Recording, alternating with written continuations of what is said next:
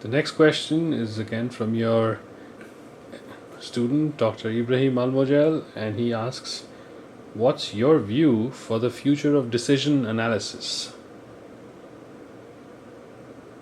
Well, that's a good question. Let's see. This thing we call decision analysis, combination of clear action, clear thought, has really been around forever. And we've seen pieces of it pronounced by the giants of the past. But what really is the limitation is people's ability, or put another, people's willingness to think clearly about their lives and about their actions in their lives. It's not a problem of how to do it so much. I think we know how to do it. It's whether we're going to do it, or whether we're going to get off on the wrong path because of faulty thoughts and failure to recognize decisions that are really in front of us.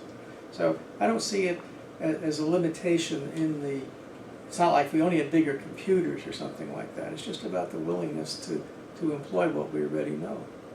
And those who have studied it for some time, for a few decades now, find that they certainly don't always do big mathematical analyses of the decisions they face, but they use the higher level wisdom that comes from having done some of these and having the right concepts to make sure that they're not making mistakes in their thinking and consequently their actions.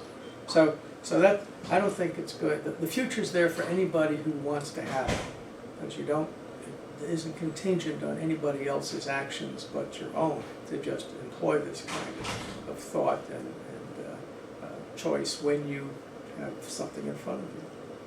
What I found in my own life is, though I seldom draw trees and other things that you might think is an essential subject, is that every time I've tried it, even when I was kind of reluctant to begin with, I've gotten more out of it than I would have thought I'd gotten out of it. In other words, I have consistently underestimated the value to me of doing some relatively formal thinking about it.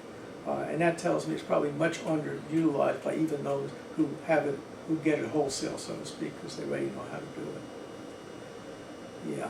It's easy to overlook the value of a new alternative, or to not incorporate knowledge that you've already got, forget that you've got it, or not to take into account important features of what you care about in making this particular decision.